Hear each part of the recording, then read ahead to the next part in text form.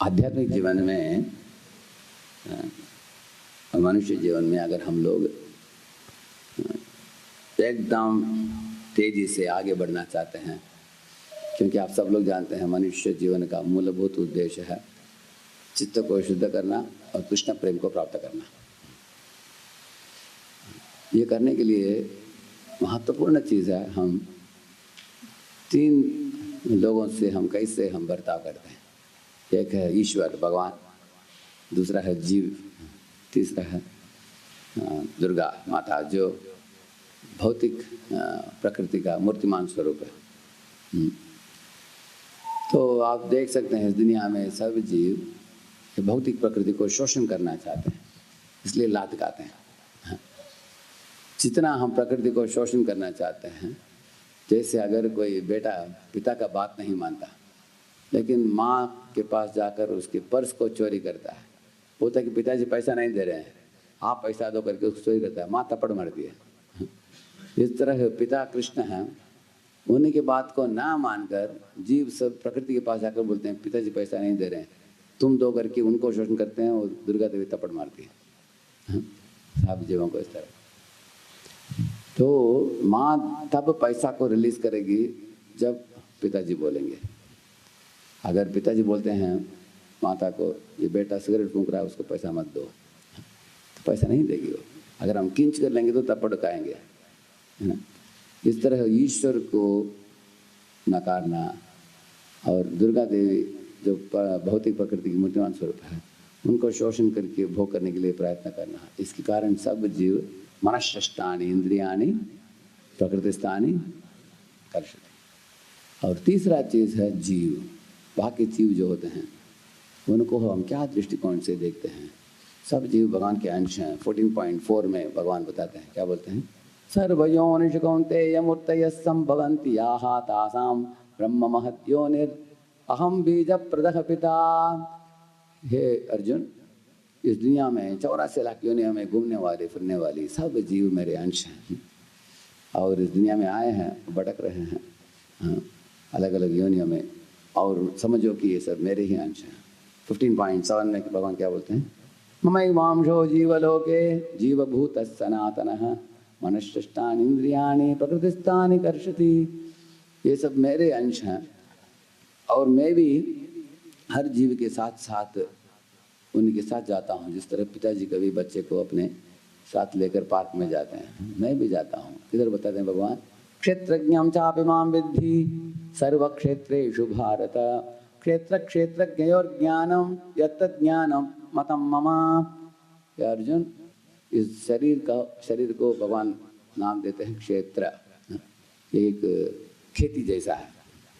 क्षेत्रज्ञ एक जीव है जो इस खेती को जानता है, शरीर को जानता है, और एक क्षेत्रज्ञ है जो भगवान है, प्रभु है। मैं भी हर एक शरीर में विराजमान हूँ, लेकिन फ़र्क क्या है, एक एक जीव अपने अपने शरीर में बैठा हुआ है, लेकिन मैं सब शरीरों में बैठा हुआ हूँ। जैसे एक राजा खेती दे देता है एक एक किसान को एक एक एकड़, लेकिन सब खेती का मालिक राजा, लेकिन अलग अलग खेती एक एक व्यक्ति को दिया गया है। इस तरह भगवान बताते हैं कि अलग अलग जीव अपने अपने खेती में, कोई नीम का पेड़ बीज बो रहा है, कोई आम का बीज बो रहा है, पुण्य पाप इत्यादि करके वो सुख दुख भोगता है, और मैं हर एक जीव के साथ हूँ। इसलिए अगर कोई किसी जीव को क्लेश देता है तो मैं उससे कुपित हो जाता हूँ, क्योंकि सब जीव मेरे ही बच्चे हैं। अगर कोई पिताजी बच्चे के साथ जा रहे हैं सड़क में, उसको चिमटी मारो तो पिताजी आपको थप्पड़ मारेंगे, क्योंकि बच्चे को अगर दुख दोगे आप, पिताजी ज़्यादा ही नाराज होंगे। करेक्ट है ना। आपको मालूम होगा अगर कोई गाय नहीं तो कुत्ता नया बच्चा देता है तो उसके निकट जाओ, बड़ा खतरनाक है, क्योंकि अपने से भी ज़्यादा वो बच्चे को प्रेम करते हैं। करेक्ट है ना। इस तरह हम पर जीवों को क्लेश देने से, दुर्गा माता को शोषण करने से, प्रभु की बातों को ना मानने से, ये तीन कारण से इस दुनिया में सब जीव दुख से पीड़ित हैं। यही कारण। तो हमें क्या करना चाहिए, बहुत सरल चीज़ है। भगवान बताते हैं, दैवी ही ऐसा गुणमयी मम माया दुरत्यया मामेव ये प्रपद्यन्ते माया में ताम तरन्ति ते। अर्जुन, ये 3 गुणों वाली प्रकृति जो है इस दुनिया में, उसको पार कर पाना लगभग प्रायः नामुमकिन है जीव के लिए अपने आप। लेकिन जो जीव मेरा शरण में आता है वो बहुत आसानी से इस भौतिक प्रकृति को पार कर देता है। इसलिए पहला चीज़ हमें समझना चाहिए कि प्रभु की शरण में जाना चाहिए, और प्रभु की शरण में जाने का बहुत सरल तरीका है, हरे कृष्ण कृष्ण कृष्ण हरे हरे, हरे राम राम। लेकिन हम शरण जाना चाहते हैं, लेकिन शरण जाते समय क्या होता है, परजीवों के साथ हम झगड़ा करते हैं, इसके कारण सुख दुख शीतोष्ण मान अपमान प्राप्त होता है, ये द्वंद्व प्राप्त होते हैं। इसलिए परजीवों को क्रॉस नहीं करना चाहिए, परजीवों को छोड़ दो, जो उनको करना है करने दो, हम आगे बढ़ना चाहिए। जैसे अगर आप गाड़ी में जा रहे हो, कार में, अगर बारिश आ गया अचानक तो आपको सड़क ठीक तरह से नहीं दिखता, करेक्ट ना, क्योंकि कांच में पानी गिरता है, तो क्या करते हैं, वाइपर डाल देते हो, है ना। इस तरह पाप कृतियों को करने से हम लगभग अंधा ही हो जाते हैं, नहीं तो हमको दिखता नहीं है आगे का सड़क। तो पाप करने वालों का स्पीड कम होता है, ज़्यादा होता है, आधे जीवन में कम हो जाता है, जिससे पानी बरसता है तो दिख नहीं रहा है सड़क। लेकिन वाइपर डाल दिया आपने, क्लियर दिखता है, तब आगे बढ़ते हो। इसलिए वाइपर क्या है, हरे कृष्ण कृष्ण कृष्ण हरे हरे राम राम राम। चेतो दर्पण मार्जनम, जो भी पाप कर्म फल है वो उनको मिटाते मिटाते जाएंगे तो हम आगे बढ़ते जाएंगे। लेकिन और भी आप पाप करते जाओगे तो वापस आपका स्पीड कम हो जाता है। इसलिए पाप कृतियों को छोड़ना चाहिए। और दूसरा चीज़ है अपराध। अपराध का मतलब क्या है, कार में जाते समय कभी किसी को ठोक दिया आपने तो ट्रैफिक पुलिसमैन दोनों कार को बाजू में कर देगा, प्रायः रुक ही जाएगा गाड़ी। पाप करने से धीरे से जाएगा, अपराध करने से रुका जाएगा। इसलिए क्योंकि भगवान के प्रिय भक्तों के साथ हम सही ढंग से बर्ताव नहीं करते हैं तो हमारा रुचि चला जाता है नाम में। अगर नाम में रुचि चला गया तो नाम ही छोड़ देता है व्यक्ति। कुछ लोग छोड़कर चले जाते हैं, भक्तों के साथ झगड़ा करके कुछ लोग निकल जाते हैं। और पाप करने वाला तो उसका आगे बढ़ने का स्पीड कम हो जाता है। इसलिए परजीवों के साथ हम कैसे पेश आते हैं, ये महत्वपूर्ण चीज़ है।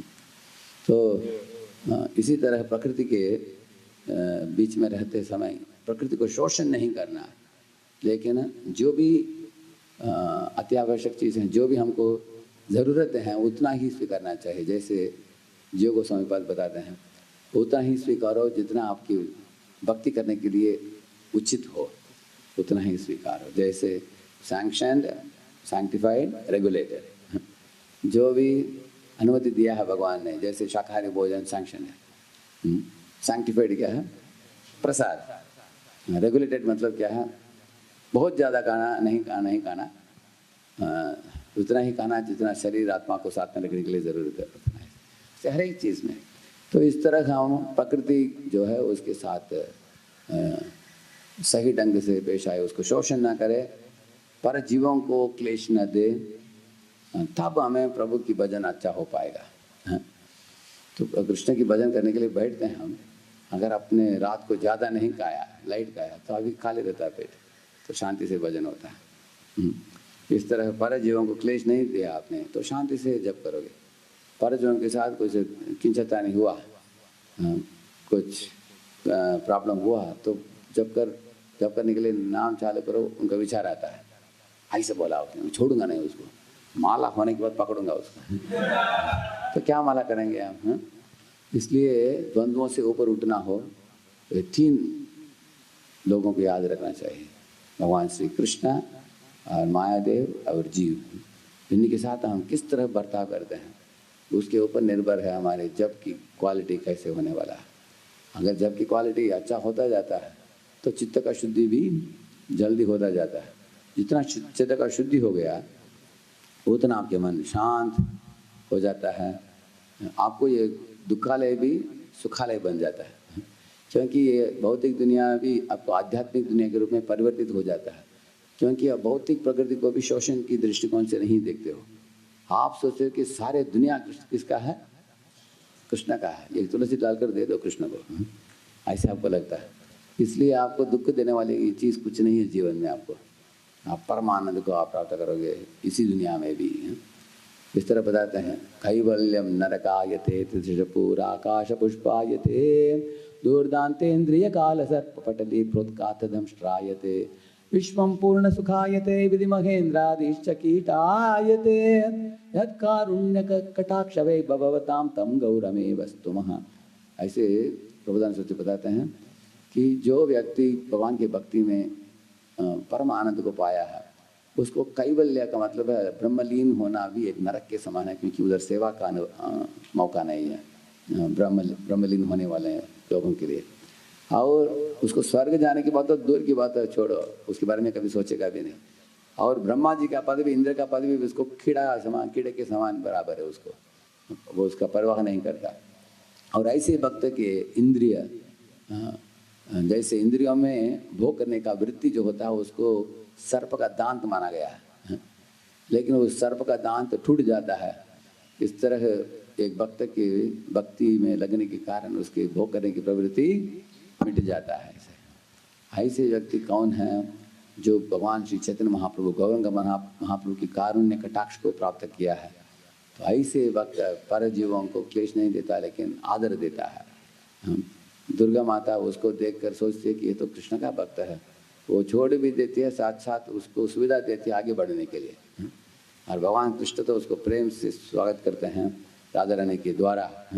अंतरंगा शक्ति जो है वो स्वागत करती है कृष्ण की सेवा में हमें लगाने के लिए। इस तरह हम भक्ति में आसानी से हम बढ़ पाएंगे अगर इन विषयों को ध्यान रखते हुए हम नाम जपते हैं और आध्यात्मिक जीवन में अभ्यास करते हैं। देखिए, सूर्य की उदय और अस्तमन से एक दिन कट जाता है और समर और विंटर सीजन आते जाते हैं, एक साल कट जाता है। इस तरह हमारी वयस कटता जाएगा, एक दिन आएगा शरीर को त्याग कर हमें निकलना पड़ेगा। ये तो सत्य बात है हर एक जीव के लिए।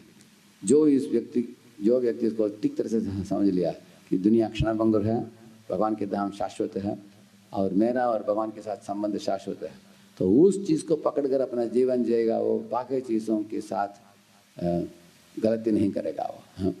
तो इस तरह के नेक प्रामाणिकता से भक्ति करने वाले भक्त को भगवान प्राप्त होना निश्चित है। हरिनाम प्रभु की।